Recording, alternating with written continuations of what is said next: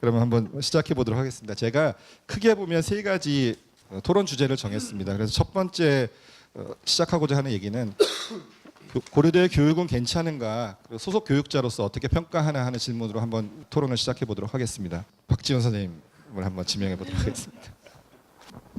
네, 소개받은 박지훈입니다.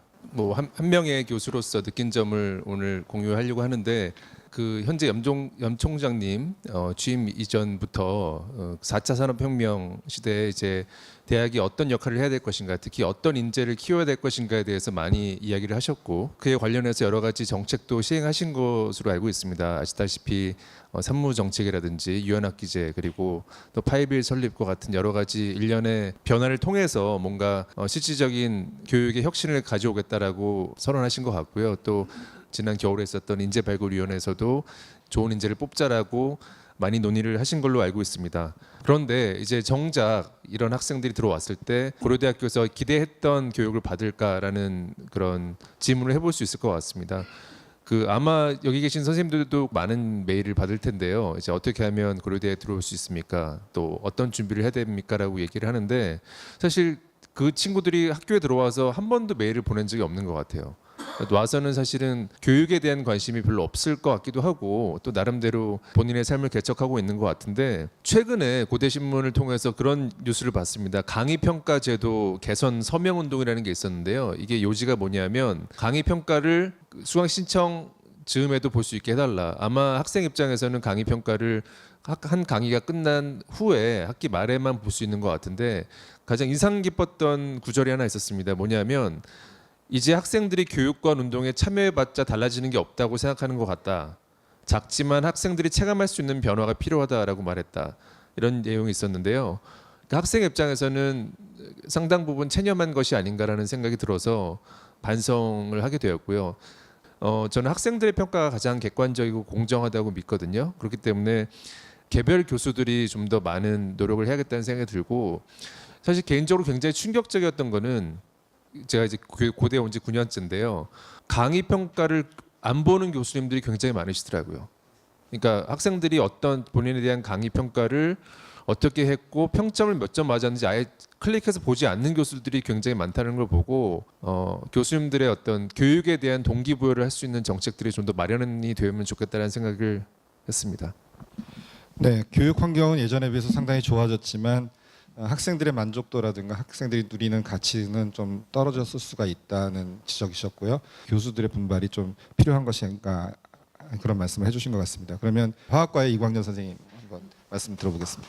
이거에 대해서 이제 그 질문에 대답해 보기 위해서는 이제 대학이 과연 무엇을 해야 되는가라는 것을 우리 스스로 좀 보다 명확하게 정의를 할 필요가 있을 것 같기는 한데, 우리가 인재를 배출한다는 표현을 하지 않습니까? 그렇다고 한다면 대학교는 마치 이 인재를 가공되지 않은 그런 원석들을 받아들여서 어떤 모습을 만들어서 괜찮은 상품으로 만들어내는 과정을 하게 되는데, 작업이 끝났을 때 학생들은 행복한 인생을 살고 있으면 자기는 이제 성공한 대학 교육을 받았다라고 생각을 하게 될 것 같습니다. 세상이 이제 우리 대학이 또 원하는 부분도 있습니다. 이 4차 산업혁명 얘기를 우리 참 많이 하고 있는데, 제가 이제 이 자리에 앉아 있으면서 4차 산업혁명 이야기를 하고 있지만 저도 앞으로 10년 후에 미래가 어떻게 바뀔지 거의 잘 모르고 있습니다. 그런 세상에서 학생들이 살아가려고 그러면은 굉장히 큰 융통성을 가져야 될 것, 유연성과 융통성을 가져야 될 것 같고, 어떤 도전이 왔을 때 그걸 해결할 수 있는 창의성도 가지고 있어야 되고, 정말 문제 해결도 할 수 있는 그런 능력도 있어야 되지만은 이때까지 남들이 보지 못한 그런 문제를 찾아내는, 발굴해내는 그런 능력도 가지고 있어야 될 것 같습니다. 그렇다고 한다면은 이제 과연 미래에는 지금 같은 직업 체계가 계속 유지가 될 건가, 이런 질문을 한번 또 해볼 수 있을 것 같고요. 학생들이 과연 지금 바라고 있는 게 나중에도 과연 바라는 것일까, 그런 질문을 이제 학생들이 스스로 할 수 있어야 되고, 그러려면은 지금 우리가 가르치고 있는 소위 직업교육이라는 대학 교육은 더 이상 존속되지 못할 것 같습니다. 이제 이 부분이 이제 제가 가장 큰 문제라고 인식을 하고 있는 부분이고, 교수님들이 강의실에 가 보면은 지금 제가 떠들듯이 교수는 강의를 하고 있고 학생들은 굉장히 조용합니다. 그런데 이렇게 됐을 때 과연 우리가 원하는 그런 인재를 만들어낼 수 있을 건가? 굉장히 많은 그런 강의 시도를 했었는데 여전히 강의실에는 교수만 떠들고 있고 학생은 조용합니다. 그런 면에서는 고려대학교의 그 현재의 실험들은 그다지 그렇게 성공적으로 진행되고 있지는 않는 것 같습니다. 그러니까 현재의 사회적 수요를 대응하는 것들은 어느 정도 하고 있지만 10년, 20년을 바라보고 이 불확실성 속에서 시대의 변화를 따라가는 그런 문제를 정의하고 문제를 해결할 수 있는 인재를 키우는 데는 우리가 조금 부족한 것이 아닌가 하는 좀 따가운 지적을 해주신 것 같고요. 정혜주 선생님께 자연스럽게 마이크를 넘기겠습니다.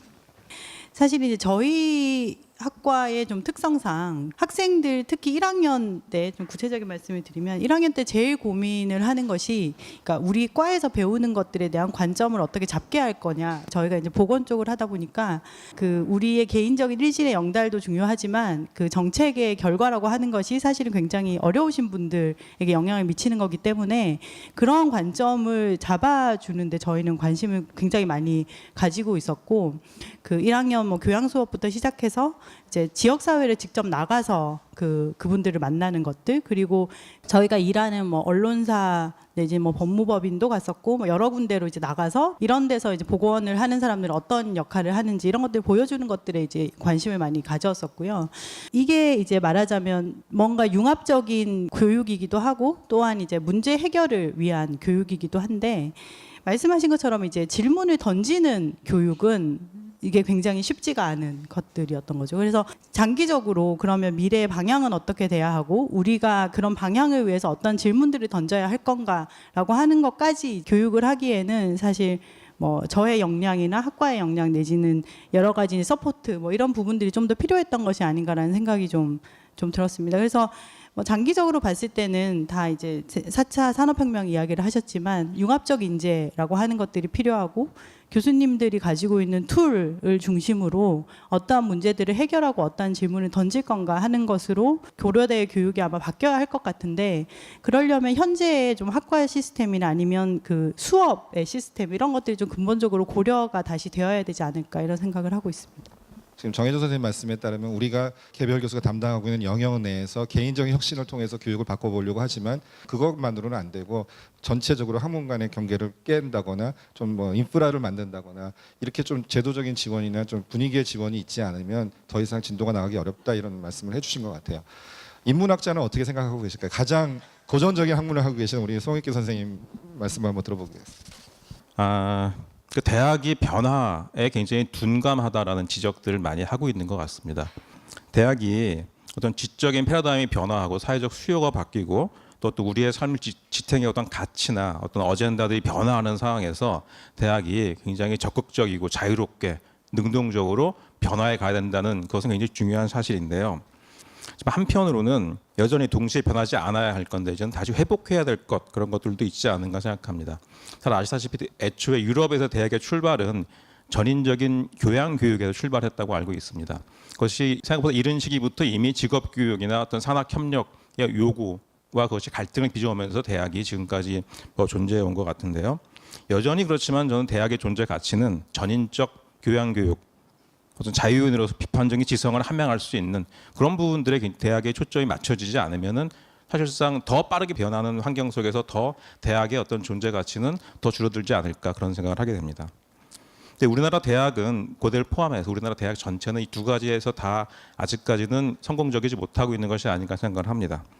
전자, 어떤 산학 협력, 그다음에 어떤 사회적 요구에 맞춘 직업 교육 이런 측면에서 굉장히 고군분투하고 있고 상당히 많은 변화들을 시도하고 있지만 제가 생각할 때는 교육부가 도를 넘는 통제를 하고 있다는 점 하고요. 그다음에 대학의 구성원들이 상당히 수구적으로 원래 하던 걸 고수하려는 그런 생각들이 너무 강하고 또 한 가지 더 중요한 문제는 대학의 재정 지원 시스템이 굉장히 열악하다는 점. 이런 점들이 외국의 유수한 대학들을 비교할 때 이런 어떤 대학이 마땅히 시대에 따라서 변화해 가야 되는 그런 부분들을 감당하기에 굉장히 좀 우리가 심각하게 생각하는 문제에 비해서는 기대에 많이 부응하지 못하고 있는 게 현실이 아닌가 그런 생각을 합니다. 후자에 대해서는요. 어떤 전인적 교양교육이라는 측면 그 면에 있어서는 좀 죄송한 말씀이지만 대부분의 우리나라 대학에서 책임을 방기하거나 포기하고 있는 것 같습니다. 심지어 학생들이나 사회에서도 이미 대학의 그런 요구들을 그런 기대들을 그다지 하지 않게 된 것 같고요. 대학들도 역시 어떤 대학 평가 기준들에 그다지 도움되지 않는 이런 전인적 교양교육이라는 것에 대해서 눈을 돌릴 만한 여유가 없는 그런 상황이 아닌가 그런 생각을 합니다. 특히 어떤 그 교육부의 지원이라든가 또 대학 평가 기관에서의 어떤 요구 이런 것들에 외면하고 무시하고 나갈 수 없는 그런 현실들이 발목을 잡고 있는 것이 하나가 있는 것 같고요. 그래서 직업교육이나 산학협력 분야에 있어서 고대가 최근에 굉장히 노력을 많이 기울여 왔고 그런 성과를 이루고 있다고 저는 생각하는데요. 그렇지만 그것 역시 어떤 아까 말씀드린 국제적 수준에서의 어떤 경쟁력이나 변화 동력을 갖췄다고 보기는 아직은 상당히 좀 미흡한 부분이 많이 있는 것 같습니다. 두 번째 측면인 그 전인적 교양 교육에 있어서는 저는 그 부분에서는 고대가 상당히 좋은 전통과 분위기를 여전히 가지고 있다고 생각합니다. 사제 간의 어떤 도덕관 관계라든가 수업 시간 이외에 이루어지는 여러 교육들이 그래도 비교적 이루어지고 있는 것이 아닌가 생각합니다. 그렇지만은 실제 교육 현장에서 그것이 어떤 기능적인 교육을 넘어서서 문제 중심의 사고 훈련이 얼마나 정말 체계적으로 또 창의적으로 이루어지고 있는지에 대해서는 상당히 회의적이라고 생각합니다. 그런 면에서 아까 잠깐 소개해 주신 고대에서 최근에 이번 총장님께서 기획하시고 진행하고 있는 여러 어떤 교육 개혁 어떤 사례들은 굉장히 의미가 있는 행보라고 생각합니다. 특히 가령 출석 체크를 하지 않는다라는 것에 제 수업 듣는 학생 중에 일부 불만을 가진 학생들도 있더라고요. 자기는 열심히 수업을 들어오는데 이게 왜 성적에 반영이 안 되냐. 근데 사실은 그런 생각을 하는 것 자체가 굉장히 문제의 심각성을 보여주는 거라고 생각합니다. 어떤 그 자리에 들어가서 앉아 있으면 뭐가 일단 따고 들어간다고 생각하는 그 사고방식 자체가 구태의연한 사고방식이라고 생각을 하고요. 개인적으로 굉장히 중요하게 생각하고 있는 아까 이완 선생님 말씀하신 거랑 겹치는데요. 토론식 수업의 활성화가 정말 중요하다고 생각하는데 이 부분이 참 지금의 어떤 시스템에서 참 하기 힘든 것 같습니다. 아마 그런 고민 하에서 튜토리얼 제도를 몇 학기 전부터 시행을 하고 계시고 저도 개인적으로 매 학기 이 수업을 진행하고 있습니다. 굉장히 이것이 없을 때에 비해서는 조별 토론이라는 것이 어떤 교수가 모든 학생들을 전체를 놓고 한꺼번에 어떤 질문을 해봐라 라고 해봤자 입을 안 여는 게 대부분인데 조별로 나뉘었을 때는 자기가 말하지 않을 수 없는 어떤 시스템을 주고 말할 수밖에 없는 그런 환경을 만들어주는 게 중요한데 그건 결국은 교수 혼자서 전체 몇십 명, 몇백 명의 학생들을 대상으로 할 수는 없고 잘 훈련된 TF들이 그 자리에 들어가서 학생들의 토론을 이끄는 것이 굉장히 중요하다고 생각하고 그러면서 굉장히 성과가 있는데 현재는 실제 가장 중요한 것은 토론을 이끌 TF들의 역량인데요. 지금 우리나라 고려대학교를 포함한 우리나라의 대학원의 현실이라는 것이 또 우수하게 토론을 이끌 수 있는 그런 어떤 대학원생들을 많이 확보하기가 쉽지 않은 상황이고 어떤 여러 지원 시스템으로는 어떤 그들에 대한 처우라든가 이런 것들도 상당히 많이 부족한 것이 아닌가 그래서 여러 문제들이 있다고 생각합니다. 그래서 지금 고대가 시도하고 있는 어떤 교육 개혁들은 굉장히 의미가 있지만 아직은 인프라 측면에서 좀 많이 부족한 부분들이 있고 그리고 아직 평가를 하기에는 조금 시기적으로 이르지 않은가 좀 그런 생각을 하고 있습니다. 네, 굉장히 통찰력 있는 지적을 해주셨는데요. 어떻게 보면 이제 교육의 기초와 응용으로 나눠 보면 응용이란 측면에서 산학협력이라든가 직업에 대비하기 위한 이런 것들은 우리가 적극적으로 해나가는 부분에 있어서 약간 평가를 받을 수 있는 부분이 있는데 기초 전인적인 교양 교육에 있어서는 그 본질 면에서 조금 소홀한 부분들이 있다. 그럼에도 불구하고 우리가 하고 있는 시도들은 굉장히 의미 있는 시도들인데 조금 더 적극적이고 어떻게 보면 좀 체계적으로 과감하게 투자될 필요가 있다 이런 말씀을 해주신 것 같습니다. 그러면 조금 가벼운 문제로 넘어가 보겠습니다. 우리가 어쨌든 고려대 교육이 괜찮다고는 말할 수 없을 것 같습니다. 저희가 굉장히 노력하고 있고 열심히 하려고는 하고 있지만 충분하고 사회로부터 칭찬을 들을 정도는 아직은 아니다. 그렇지만 방향은 잘 잡고 있고 그렇게 가야 된다 이 정도로 정리를 해볼 수가 있을 것 같고요. 근데 이렇게 가기 위해서 각 교수들은 이제 어떤 고민들을 하고 있는가 현장에서 개인 차원으로 내려서 교육자로서 가장 갖고 있는 고민이 무엇인지를 한번 들어보는 시간을 갖도록 하겠습니다. 이번에는 레이디 퍼스트로 가보도록 하겠습니다. 좀 전에 말씀을 이제 잠깐 드렸는데요. 저는 사실 고민이 그러니까 크게 두 개로 말씀을 드릴 수가 있는데 그 대학원생들이 뭔가 되게 소외되고 있다. 교육이라고 하는 거에서라고 하는 거에 대한 고민이 좀 많았습니다. 이유는 휴학을 자꾸 하더라고요. 그 대학원 학생들이 이제 동료 학생들끼리 그 사이에 서열이나 이런 것 때문에 알력이나 이것 때문에 스트레스를 좀 많이 받는 경우가 있었고 그래서 학생들이 휴학을 계속 했는데 이제 한 학생이 저를 찾아와서 굉장히 길게 이야기를 듣고 이게 이제 이 친구가 말하자면 이 스트레스 때문에 어떤 신체적인 그런 질병까지 이제 생긴다는 이야기를 듣고 그래서 관련해서 뭔가 이걸 무슨 심리 상담을 하거나 어떤 방식의 좀 인터벤션이 좀 필요한 거 아닌가라는 생각은 했었지만 사실 거기까지 제가 진행은 못하고 그랬던 경험이 좀 있었습니다. 그래서 동료들이 있으면 좀 낫기 때문에 특히 저희가 좀 고민하고 있는 거는 함께 입학한 학생들이 같이 듣는 수업을 몇 개를 만들어서 졸업할 때까지 계속 갈 수 있도록 하는 시스템을 좀 만들었고요. 전문적인 상담은 아니지만 최소한 그 피어들끼리의 어떤 서포트가 가능한 형식을 좀 구조화를 하는 그런 일을 좀 진행을 했었습니다. 그리고 그 학부생들 같은 경우는 앞에서 이제 잠깐 말씀을 드렸었는데, 건강이라고 하는 그런 목적을 위해서 하는 학문이다 보니까 실제로 어떻게 사람들이 살아가고 그 사람들이 왜 아프고 또 왜 건강해지는지를 알려준다고 하는 것에 굉장히 관심이 많았었고요. 그래서 1년 통년으로 해서 실제로 이제 정릉 3동이나 이렇게 지역사회에 나가서 인터뷰를 진행해서 그걸로 학생들이 이렇게 리포트를 쓰고 하는 그런 수업도 진행을 했었고, 또 그 4학년 2학기, 그러니까 4학년 여름방학 때 건강보험 심사평가원이나 공단, 뭐 언론사, 법무법인 이런 데 이제 나가서 그 선배나 이런 분들이 어떤 역할들을 하고 있는지, 그래서 실제로 진로와 연결할 수 있도록 하는 것들 많이 고민을 했었고요. 그게 어느 정도 효과는 있었던 것 같은데, 결국에는 이제 학생들이 대부분이 그냥 이제 취직되는 곳으로 가는 걸 보면 이게 약간 좌절감도 조금 느끼고, 어떻게 하면 좀 더 이 학생들이 여기에서 공부한 것들을 본인의 직업과 연결이 되고 좀 더 이제 보람 있는 그런 삶을 살 수 있게 할까, 이런 것들이 사실 좀 큰 고민이었습니다. 근데 앞에서 말씀하신 그 전인적 교양교육이라고 하는 파트가 사실은 그러니까 그건 다른 단과들도 마찬가지겠지만 저희 학과에도 굉장히 중요한 게 있어서, 그런 부분들이 어느 정도 해결이 된다라고 하면 사실 나머지는 어느 정도 이제 실무적인 툴을 가지고 문제를 해결하거나 문제를 만들어내는 과정들이기 때문에 그런 것들이 좀 복합적으로 고려가 되면 학과의 이제 교육도 훨씬 더 좀 쉬워지지 않을까라는 생각을 좀 기본적으로 가지고 있었고요. 그 두 가지 정도입니다. 그 세계적인 대학에 가보면 그 스트레스 리졸루션 할 수 있는 그런 워크숍이나 프로그램도 상대적으로 같이 구비가 많이 됩니다. 그래서 스틱 앤 캐롯을 같이 주는데, 우리 학교는 스틱은 굉장히 많은데 캐롯은 별로 없는 것 같아서 대학원생들 같은 경우는 개인적인 문제를 갖고 있거나 이제 공부의 중압감 같은 거를 해결하려고 했을 때 사실은 그 짐을 거의 혼자 지고 가는 경우가 많다. 이것을 같이 질 수 있도록, 아니면 학교가 좀 도와줄 수 있도록 그런 장치를 만드는 것들이 고려대학교가 지향할 것이 아닌가 하는 지적을 해주신 것 같고, 나름대로 노력은 하고 계신 것 같고요. 또 학부 학생들 같은 경우는 그 전공을 살려서 사회 속으로 플레이스먼트 되는 부분에 있어서 개별 교수의 아니면 개별 학과의 노력으로는 좀 부족한 부분이 있으니까 우리가 일종의 파이프라인을 좀 제도적으로 만들어야 되는 것이 아닌가. 이게 교수 입장에서 참 고민스러운 부분인데 그 부분을 잘 지적해 주신 것 같아요. 평소에 이런 데 관심을 가지고 계신 박지훈 선생님한테 한번 넘겨볼게요. 항상 와이프가 그런 얘기를 해요. 강의 몇 시간이냐 일주일에.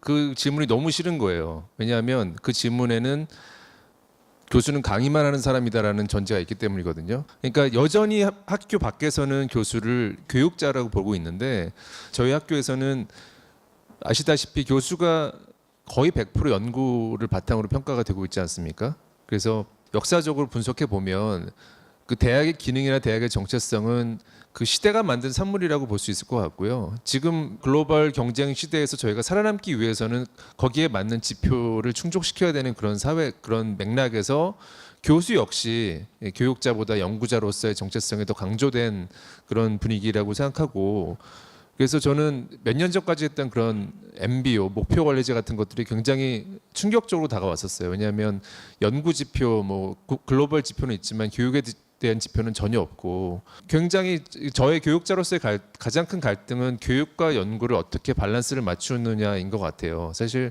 저도 한 12, 13년 정도 됐는데 학교에서 강의를 한 지, 항상 학기 초가 되면 몇 개의 과제를 주어야 될까. 아무래도 인문사회다 보니 글쓰기가 중요한데 학생들은 60명 정도 되고, 에세이를 4개만 줄까?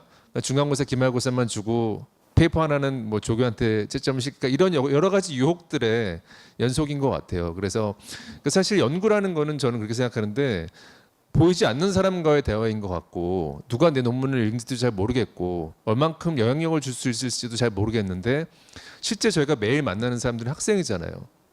근데 학생들에 대한 일종의 어떤 역할을 해야 된다고 보지만, 인사고과는 역시 연구에 의해서 이루어지고, 연구는 남지만 학생들의 어떤 평가는 그 중요하지 않은 그런 맥락에서 굉장히 좀 갈등의 연소인 것 같고, 제가 고대 오기 전에는 미국의 그 리버럴 아트 칼리지에서 3년 정도 일을 했었는데, 거기서는 논문이 없어도 강의만 잘하면 테뉴어를 받는 시스템이었거든요. 물론 고대와의 정확한 비교 대상은 되지 않지만 그만큼 교육에 대한 강조가 되게 많았던 학교였는데 고대 온 다음에서는 인사고과의 대부분이 연구를 바탕으로 이루어져 있고 연구에 대한 보상 체계가 확실히 있는 상황에서 또 제한된 시간에 할 수 있는 손쉬운 선택이 아마 교육을 희생하는 것이 아닐까라는 생각을 많이 했습니다. 물론 원칙적으로는 강의와 연구가 연결이 되어 있고 근데 모든 사람이 그렇게 다 잘할 수 있는 건 아니기 때문에 현장에는 많은 교수님들께서 아마 교육과 연구의 균형을 맞추는 데 있어서 굉장히 많은 고민을 하고 계실 것 같고 저 역시 계속 끊임없이 고민을 하고 갈등하고 있는 부분입니다. 굉장히 현실적인 고민인데요. 이건 아마 모든 선생님들이 같은 고민을 갖고 계실 것 같아요. 요즘 사회에서 워크 라이프 밸런스가 유행인데 저희는 사실은 워크 내에서 리서치와 그 티칭 간의 밸런스를 어떻게 찾느냐를 늘 고민하고 있는데 사실은 교육자라는 아이덴티티를 생각하고 있지만 현실에서는 아무래도 연구에 집중할 수밖에 없는 그런 문제를 저희가 안고 있는 것 같습니다. 송혁기 선생님한테 한번 여쭤볼게요. 저는 개인적으로는 사실은 교육에 굉장히 좀 교육자로서 역할이 가장 중요하다고 생각을 하고 있습니다. 방금 박 선생님 말씀하신 것처럼 실제 처한 여건은 그렇지 못합니다. 대학에서의 평가 기준 같은 것들에서 이 교육이라는 것이 차지하는 부분, 변수로 작용할 수 있는 부분이 너무 적기 때문에 그렇긴 한데 처음 전인됐을 때 이제 제가 졸업한 학과에 들어갔어요. 굉장히 기대에 부풀었죠. 이제 후배이자 학생인 이 친구들을 어떻게 제가 그 친구들과 함께 공부할 수 있을까. 근데 막상 들어갔는데 그때가 2007년이었는데요. 한창 학부제가 이미 그 거의 자리 정착돼 있던 그런 시기였습니다. 학과생들을 만났는데 학과생들이 서로가 서로를 모르거나 아니면 알아도 존댓말을 쓰는 관계더라고요. 동기인데 알고 보니까 그냥 1학년 때 같은 반 출신들끼리만 친구고 학과는 본인들이 원한 게 아니고 배정돼 온. 그중에서 인문학이 전체적으로 되게 효용성이 없다고 많이 알려져 있지만 그중에서도 한문학은 고등학교 때까지 어떤 그 등급 서열을 매기는 그런 기준이 이상하게 작용해가지고 한문학과에 들어가면 공부 못하는 애 뭐 이런 게 있더라고요. 굉장히 가슴 아팠어요. 들어가는데 애들이 학과에 대한 소속감도 없고 인문학 내지는 특히 한문학에 대한 전혀 애정도 없고 이 친구를 데리고 내가 어떻게 교육을 할 수 있을까 전혀 어떤 동기부여가 안 되는 상황에서 고민을 하다가 그 학생들 중에서 정말 수업하면서 또 같이 제가 MT 들어가면서 그중에 전공에 그나마 관심 있는 친구들 몇 명을 데리고 아침 8시부터 9시까지 3번씩 스터디를 계속했어요. 그러니까 한문 강독하는 거죠. 그 친구들 중에 지금 대학원에 와서 석박사 과정 받는 친구들이 꽤 있습니다. 지금은 이제 바뀌어서 학과제이기 때문에 대학원생들을 좀 붙여가지고 같이 스터디를 하고 있는데 아무리 어떤 대학의 환경이 변화하고 그렇다 하더라도 결국은 소규모의 인간관계 속에서 결국은 진정한 교육이 이루어지는 것이 아닌가 그런 생각을 좀 해봤고요. 수업에 관해서는 제가 처음에 부임했을 때 발표 수업을 기획을 했어요. 그랬더니 학과 선배 선생님들의 반응은 하나같이 학생들이 한자도 제대로 모르는 학생들이 들어와 앉아 있는데 무슨 발표를 시키냐 이렇게 말씀하시더라고요. 근데 이제 발표를 어떻게 디자인해서 어떻게 학생들이 반응할 수 있는 문제들을 던져주는가 굉장히 중요하다는 걸 느꼈고요. 블랙보드가 많은 선생님들이 불편하다고 하시는데 어떤 그 수업 시간 이외, 강의실 이외에서의 학생들과의 소통하는데 굉장히 어떤 그 효율적인 그런 도구라고 저는 생각을 하고요. 이런 여러 가지 것들 속에 사실은 아까 선생님 말씀에 가장 깊이 동의하는 건 결국은 시간인 것 같아요. 시간.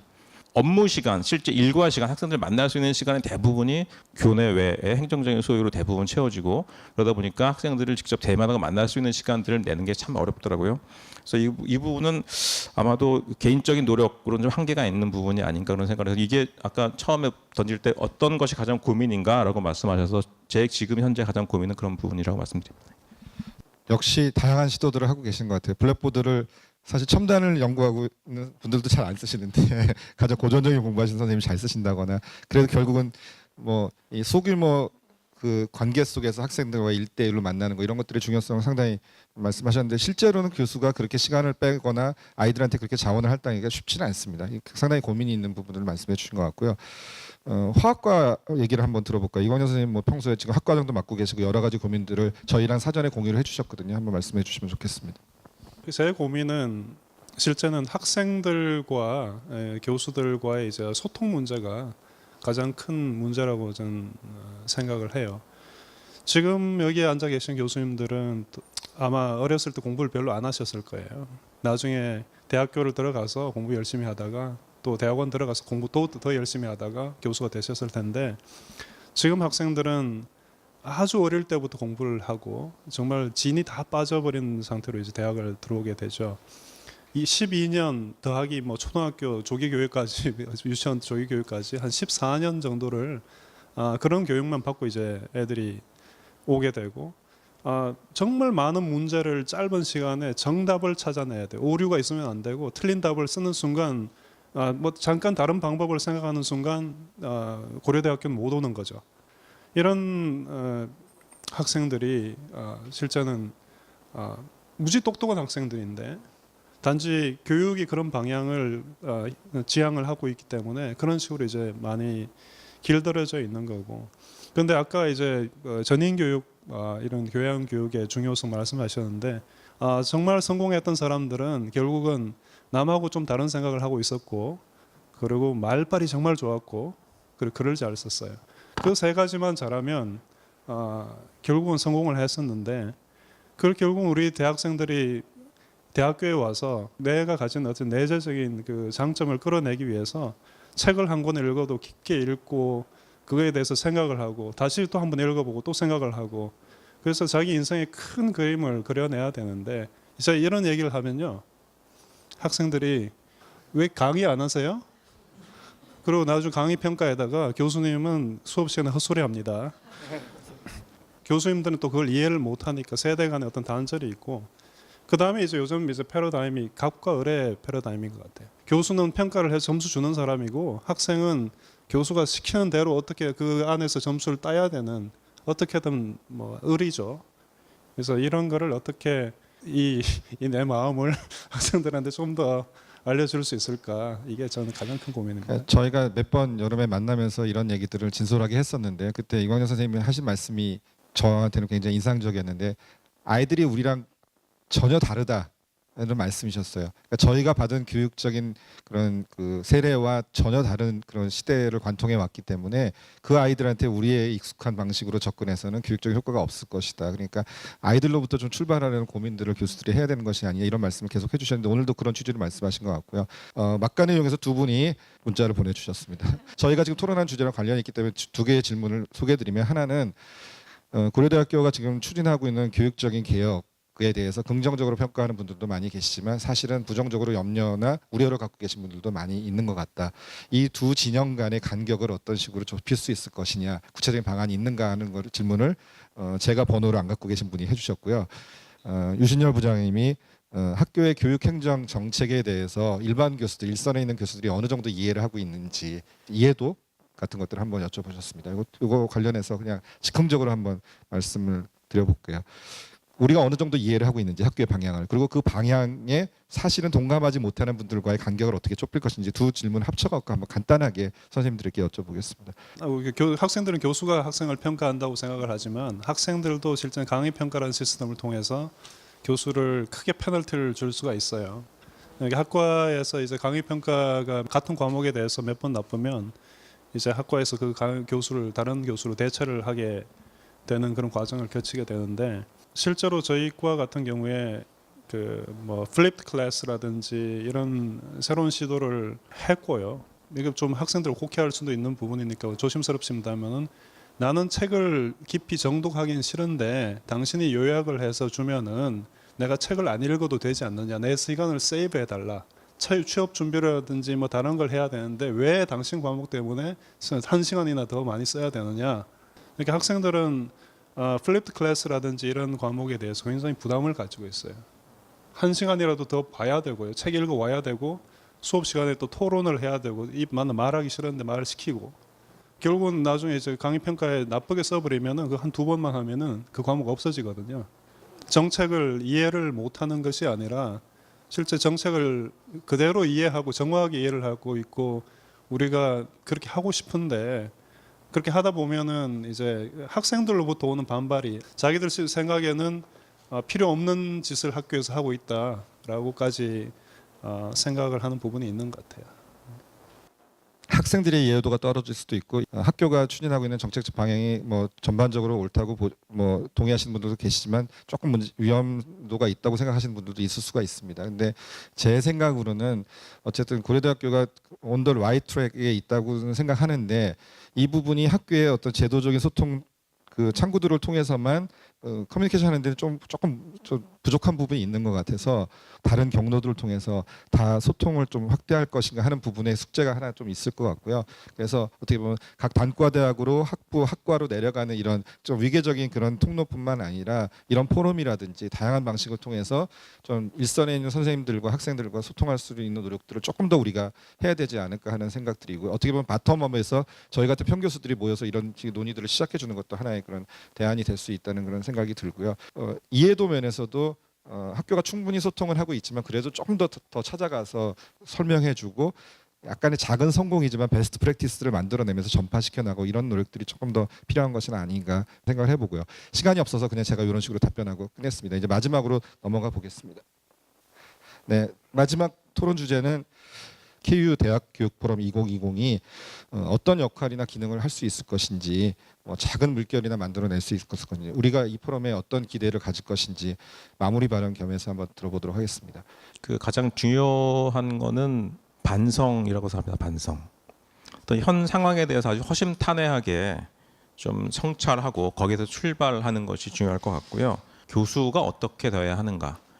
그리고 아까도 나왔지만 학생들이 현재 어떤가라는 것들을 전면적으로 같이 부딪혀서 알아나가는 교수자와 학습자 사이의 관계로서가 아니라 포럼의 자리에서 좀 아주 솔직한 속내를 털어내보는 그런 것이 이 포럼의 어떤 역할이지 않을까. 어떤 정책적 대안을 만든다기보다는 결국 교육이라는 것은 교수자와 학습자 사이에서 이루어지는 일인데 어떤 성찰이나 대안도 거기서 이루어져야 된다고 생각을 하고요. 문제의 소재와 실상을 아주 좀 가감없이 파악하고 성찰하는 그런 자리가 일단은 포럼의 어떤 첫 번째 출발이라고 생각합니다. 물론 이것이 이제 해를 넘기면서 어떤 구체적인 어떤 정말 대사회적인 메시지를 우리가 만들 수 있는 데까지 나아가면 더욱 좋겠지만은 제가 지금 가진 어떤 소박한 생각은 좀 그런 문제들을 아직까지 여러 논의들이 있었지만은 실제 학생들과 교수들이 모든 것을 다 내놓고 그렇게 이야기할 수 있는 그런 장을 만든 일은 많지 않았던 것 같습니다. 그런 자리로서의 포럼이 역할을 할 수 있으면 좋겠다고 생각합니다. 사실 저희가 여러 번 만나면서 이제 던질 의제들을 몇 가지를 이제 잠정적으로 정한 것들이 있습니다. 다음 포럼부터는 아마 다음에는 인재발굴처장님을 모시고 어떤 인재를 발굴할 것인가에 대한 말씀도 한번 들어보고 싶고요. 대학원생 학생 대표를 모시고 지도교수와의 관계에 대해서 한번 들어보고 싶고요. 학부 학생들 대표를 모셔서 학부 학생들은 어떤 방향으로 인도되기를 바라는가. 아까 전혀 우리와 다른 외계인 같은 학생들을 우리가 이해해보는 시간도 좀 갖고 싶고요. 하나하나 교수들 입장에 평교수 입장에서 반성문들을 써나가고 이해도를 조금 정리해 나가는 게 이 포럼의 성격이 아닌가 싶고요. 정혜주 선생님 한번 기대를 들어볼게요. 앞에 이제 말씀드릴 때 제가 못 빠뜨린 게 하나 있었는데요. 그 지역사회 건강증진이라는 수업에서 학생들이 저희가 원래 정릉에 있었지 않습니까? 그래서 그 뒤쪽이 되게 좀 취약한 지역이어서 학생들이 거기에 나가서 이렇게 한 6분 정도를 인터뷰를 했어요. 조별로 다 나가서. 그래서 근데 거기가 주로 이제 연세가 많으신 분들이 혼자 사시는 경우가 되게 많은데 그 한 조가 그분들에게 이제 꿈이 무언지를 물어봤던 거예요. 근데 이제 그 대답이 너무 그러니까 속이 상하는 거죠. 그러니까 너무 이제 연세 많으신 분들에게 꿈을 물어보니까 뭐 내가 무슨 꿈을 이야기할 게 뭐가 있냐 뭐 이런 이야기들. 그 학부 교육에 대해서는 사실은 이게 어떤 자신이 이제 속해 있는 그 전공 분야에 대한 기본적인 철학과 관점을 만들어내고 그렇기 때문에 이것이 어떤 방향으로 가야 한다 이 해당 분야가 이런 정도의 생각을 갖는 게 가장 중요하다고 저는 좀 생각을 하고 있어서 실제로 학생들이 마음속으로 내가 지금 무엇을 하고 있나를 깨달아서 오는 것을 본 경험들 이런 것들이 축적이 되는 것이 사실은 굉장히 저로서는 좀 보람 있는 일이었고요. 그래서 그러한 좀 현실과 맞닿는 교육들이 좀 계속 지속될 수 있으면 너무 좋겠다라는 생각. 그리고 두 번째로 대학 교육의 방향에 대해서 이야기를 하셨는데 그 중에 좀 전에 뭐 말씀하신 투터링하는 그런 부분들 그거는 사실 훨씬 더 좀 강화가 되고 TA 시스템이 훨씬 더 강화가 돼서 그 교수님들의 뭐 부담도 있지만 학생들에게 훨씬 더 좀 다가갈 수 있는 형태로 됐으면 좋겠다라는 생각이 일단 좀 있었습니다. 그리고 마지막으로 이제 마지막 질문에 대해서는 사실 거의 비슷한 한다는 생각이에요. 그래서 지금까지의 경험을 공유하는 것만으로도 그 대학 교육의 갈 방향에 대한 이야기를 충분히 할 수 있을 것 같고요. 현재 집행부에서 시행하고 있는 정책에 대한 환류와 거기에 대한 일종의 레코멘데이션 같은 것들이 여기서 나올 수 있으면 좋을 것 같다는 생각이 좀 듭니다. 사실 정혜주 선생님이 저희 사전에 이제 만났을 때 제안하신 그 아이템이 하나 있었습니다. 이게 성사될지는 모르겠지만 강의 평가가 여러 가지 제약이 있습니다. 그렇지만 학생들의 목소리인 건 분명하거든요. 그래서 그게 약간 익명성을 보장하는 가운데서 우리 강의 평가 내용들을 한번 체계적으로 과학적으로 분석해 보자. 과연 학생들은 우리가 제공하는 교육에 대해서 어떻게 반응하고 있는지 이거를 본인이 분석을 하시겠다 자원을 하셨거든요. 근데 이게 이 정보가 공개될지는 모르겠습니다. 그래서 혹시 부분적이라도 저희가 볼 수 있다면 그거를 통계적으로 익명 처리해서 분석을 해서 우리 학생들이 이런 피드백을 주고 있으니까 우리가 어떻게 반성하자 하는 얘기를 좀 저희가 해보고 싶고요. 또 하나는 이게 될지 모르겠지만 학생들하고 얘기를 해서 학생들이 고파스에서 공식적인 강의 평가 말고 자기들끼리 하는 얘기가 있습니다. 굉장히 처참할 것 같긴 한데 어쨌든 그거를 좀 개인정보와 상관없는 차원의 분석을 해서 저희가 보면서 반성을 한번 해보고 싶다는 그런 제안을 한번 하셨습니다. 그래서 한번 저희가 이런 걸 분석을 할 수 있다면 그런 의제를 가지고 한번 포럼도 해보도록 하겠습니다. 시간이 없기 때문에 박지훈 선생님 간단하게. 네. 저는 뭐 학생들이 항상 옳다고 생각해요. 개인적으로는 그 교수가 변해야 된다고 생각하고 사실 교수들은 좋은 연구자가 되기 위한 트레이닝을 받았지 좋은 교수가 선생님이 되기 위한 트레이닝을 거의 받지 않았다고 생각하거든요. 좋은 교육자가 되기 위해서는 교수들이 노력을 해야 되지만 거기에 대한 동기부여가 명확히 되지 않았다. 그래서 저는 이 포럼을 통해서 어떻게 교수들에게 좋은 교육자가 되기 위한 동기부여를 할 수 있을 것인가. 구체적인 그런 제도 개선까지 이어지는 그런 자리가 되어야 지속 가능한 포럼이 될 수 있을 것 같습니다. 어찌 보면 뭐 눈에 보이는 손에 잡히는 그런 인센티브가 아니라 교육자로서의 자긍심이나 자존심을 살려줄 수 있는 학교의 어떤 그 장려책 이런 것들인 것 같아요. 결국은 우리가 변해야지 교육이 변하는 거니까요. 그래서 그런 얘기를 일선에 있는 이제 선생 입장에서 한번 모아보고 학교에 뭐 정중하게 건의도 드릴 수 있고 이런 정도는 우리가 할 수 있지 않을까 이제 그런 기대를 말씀해 주셨고요. 마지막으로 이광렬 선생님한테 마무리 발언을. 이 포럼의 그 궁극적인 목표는 학생들에게 꿈을 되찾아주는 게 됐으면 좋겠고 교수는 교수답게 행동하는 계기가 이게 씨앗이 됐으면 좋겠는데 무슨 얘기냐면은 요즘 애들은 넌 꿈이 뭐니 하고 물어보면은 대기업에 입사하는 거요. 그러니까 꿈입니다. 그게 꿈이 아니라 나는 어떤 일을 하면서 보람을 가지고 싶습니다. 그게 꿈이 돼야 될 것 같은데 요즘은 학생들이 그런 꿈이 전혀 완전히 사라진 것 같아요. 그래서 그런 것을 찾아주기 위해서 또 이제 교수는 굉장히 노력을 많이 해야 될 것 같은데 제가 인터넷에서 좋은 지도 교수를 찾기 위해서는 학생이 해야 되는 노력이라는 글을 찾아봤는데 지도 교수는 지도 학생을 위해서 시간을 많이 쓰는가? 두 번째, 하나의 완전한 인격체로 보고 대우를 하는가? 세 번째, 지금 저희가 하고 있는 이 커리어 개발에 적극적으로 도움을 주는가? 그리고 여기 이 영역에 남지 않더라도 다른 길을 가겠다고 하더라도 도움을 주려고 노력을 하는가? 제가 이걸 글을 읽으면서 반성을 굉장히 많이 했는데 이런 반성이 저뿐만 아니라 다른 교수님들도 좀 같이 해보셨으면 좋겠습니다. 뭐 저희가 상당히 부실하게 준비한 가운데서 엉성하게 진행을 했는데 끝까지 경청해 주셔서 정말 감사하고요. 뭐 오늘 말씀 나눈 것처럼 우리나라 대학 교육이 상당히 위기 상황에 처해 있는 것 같습니다. 그리고 수많은 문제가 있는데 이 문제들을 해결하기 위한 대학의 혁신과 사회의 지원 그리고 개별 교수 차원에서의 그런 노력들은 다소 부족한 것이 사실이고요. 오늘 이 포럼은 대학 교육이 특히 고려대학교가 지향하는 그런 교육이 비긴 어게인 다시 시작할 수 있는 고민들을 공개적으로 또 평교수 입장에서 나눴다는 데서 의미가 있었다고 평가를 합니다. 바쁘신 중에도 토론에 참여해 주신 네 분의 훌륭한 선생님들께 정말 감사를 드리고요. 또 모든 청주들께 정말 진심으로 감사를 드립니다. 향후 1년 동안 한 8번에서 10번 정도 저희가 포럼을 할 계획인데요. 계속 이어질 포럼에서 어떻게 보면 밑에서부터 이런 대학 교육의 혁신을 위한 그런 논의가 활성화될 것을 기대하면서 오늘 포럼을 마치겠습니다. 여러분 다음 달에 다시 뵙겠습니다. 감사합니다. 고맙습니다.